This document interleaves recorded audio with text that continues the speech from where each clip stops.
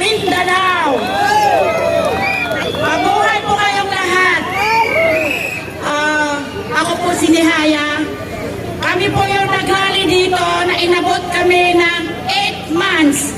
Kami po yung mga Tatak Aguila, Solid Duterte, mga DDS. Nandito po kami upang sumuporta sa nangyayari ngayon, sa nakikita namin sa KOGC. Suportahan po natin ang nangyari ngayon sa Davao. Dahil pag hindi po natin gusto na mangyayari ulit yung nangyayari noong panahon ng martial na ako po ay hindi pa pinanganak. Ngunit, narinig ko po sa aking mga magulang.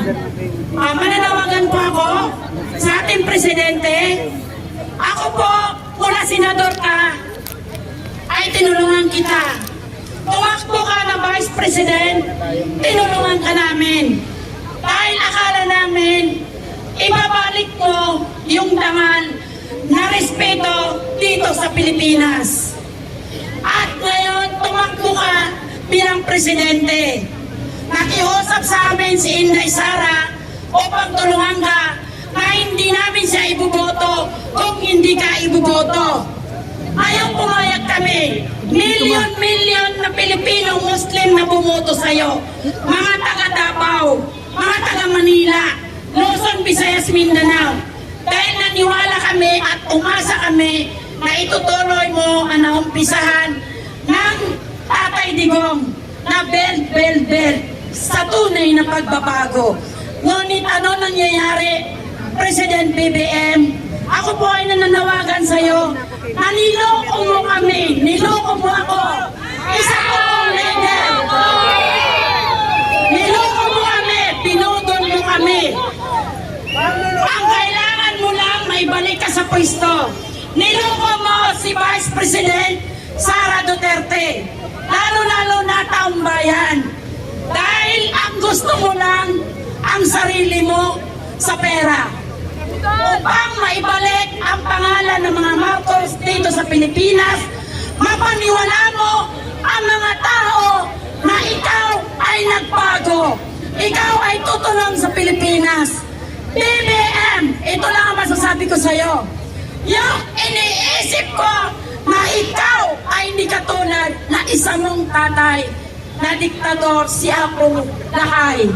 Ngayon po, mali po. Nagkamali kami. Ang pagsisisi ko na ibinoto ka na taong bayan ay 1 million times ang pagsisisi. Nakikita mo, BBM, sa iyo ako mananawagan. Nakikita mo, sinusunod mo yung asawa mo. Hindi yung pagboto namin sa iyo. Sinusunod mo yung mga kaalyado mo sa government tulad ng mga congressman na kung ano sinasabi sa'yo, sinusunod mo. Hindi mo ginagamit ang utak mo, BBM. Hindi mo ginagamit. Ito ba ang gusto mo? Yung mga kababayan mo na bumoto sa'yo na 8 million ng KOGC na binababoy ng mga pulis. Hindi lahat ng pulis, ha? Yung mga pulis na kasama ni General Torre, yung pangit na General Torre, yung ginawa mo sa mga kababayan namin dyan sa Davao, sa KOGC. Kung hindi ba naman kayo mga tanga, ang tanga mo, General. Nakikita mo, di ba? Mayroong bang tanga na may kibuloy sa harap mo? Kung ako si Kibuloy, magpapahuli ba ako sa'yo? Hindi. Tandaan mo ka, General. Hindi habang buhay ay nakaupo si BBM sa pwesto at si General Martin. Huli ka ng kustisya! Inisip kami ang pera sa bayan, pero hindi yung mga tao na nasasaktan, na sinasaktan nyo tulad ng ginagawa nyo ngayon sa KOGC. Maraming inosente umiiyak dahil sa tergas na ginawa nyo. Ikaw, BBM, kung presidente ka, kilala mo ko. Kilala mo kami dahil simula na senador ka, nakiusap ka sa amin, na iboto ka namin, tulungan ka namin, maging leader ka namin. Pero anong ginawa mo? Isa ka, pekeyuhat ka.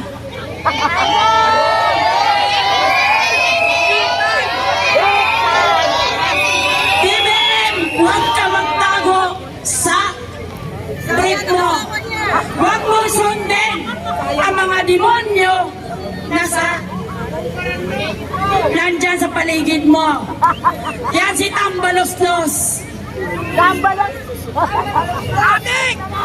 Yan sino ba itong mga sinusunod mo? Si Abalos. Si Abalos, isa yan na dati ay mga Duterte. Ngayon mga Marcos na. Kung saan yung matamis, doon siya. Mga balimbe, dahil lang sa pera, nandyan kayo. Pag walang pera, wala kayo.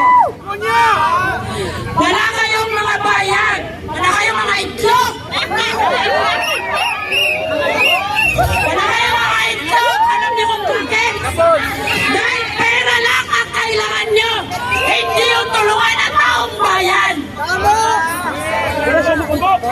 President Marcos, hayaan mo ba ang binababoy ng mga pulis mo, ang mga taga-KOJC ng mga inosente? Hindi kami papayag ng mga taga-Mindanao, mga Muslim. Na kayo ay ang pagkakalimutan.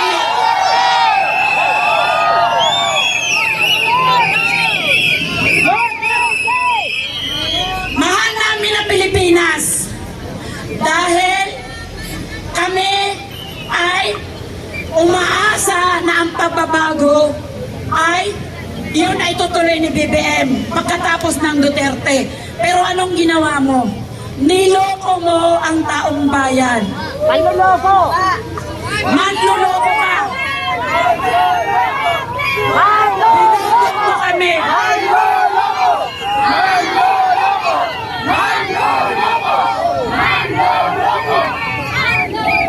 Pinodol mo kami. Sige, sundin mo ang asawa mo, si Lisa Aranita.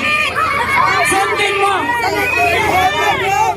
Pag sinunod mo yan, ikaw ang kawawa. Pupulutin ka sa kangkungan, tulad na nangyari noon. BBM, tandaan mo, ako nilibing ng tatay mo ang mga lolo ko. Noong panahon ng Marcialo, hindi pa ako pinanganak. Ngunit yun ang kwento ng nanay ko. Dahil nung Marcialo sa Lanao del Sur, anong ginawa nyo? Nilibing niyo yung mga tao na buhay. Pero ito na. Ayaw natin mangyayari ito. Hindi na tayo papayag na maulit pa yung nangyayari nung Marcialo. Laban! Dahil umaasa tayo.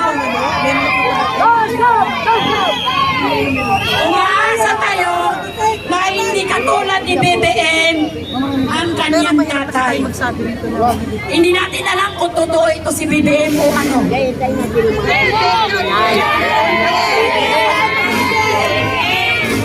Ngayon, magkaisa tayo. Ako po ay nananawagan. Una Luzon, Visayas, Mindanao. Pumunta na po kayo dito. Magkaisa na po tayo.